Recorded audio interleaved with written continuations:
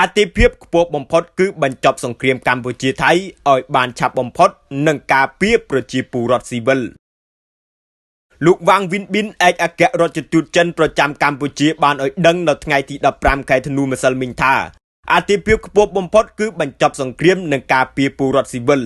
លោកនិយាយដោយក្តីសង្ឃឹមថាភាគីទាំងកម្ពុជានិងថៃនឹងអត់ធ្មត់ជាអតិបរមាចាត់គ្រប់វិធានការដើម្បីឈានទៅបទជបាញ់ឲ្យបានកាន់តែឆាប់បំផុតដើម្បីកសាងសន្តិភាពនិងស្ថិរភាពនៅតាមព្រំដែននិងដើម្បីផលប្រយោជន៍ប្រជាជន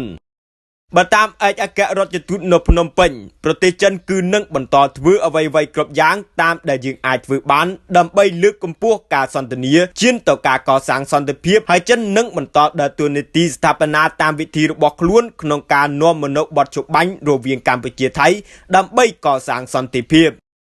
ការចេញសារអំពាវនាវរបស់លោកវ៉ាងវិនប៊ិនធ្វើឡើងក្រោយអ្នកនាំពាក្យក្រសួងការបរទេសចិនបានចេញសេចក្តីថ្លែងការណ៍ជំរុញឲ្យថៃនិងកម្ពុជាបញ្ចប់ការបាញ់គ្នាជាបន្ទាន់ដើម្បីជៀសវាងសង្គ្រាមរីករាលដាលកាន់តែធំដោយចិនសន្យានឹងចូលរួមសម្របសម្រួលដើម្បីនាំយកសន្តិភាពមកវិញតាមរយៈប្រតិកម្មនេះមហាអំណាចចិនសង្ឃឹមថាកម្ពុជាថៃបញ្ចប់ការប្រយុទ្ធគ្នានិងបន្ថយភាពតានតឹងឲ្យបានឆាប់បំផុតអ្នកនាំពាក្យក្រសួងការបរទេសចិនលោកគូចៅគុន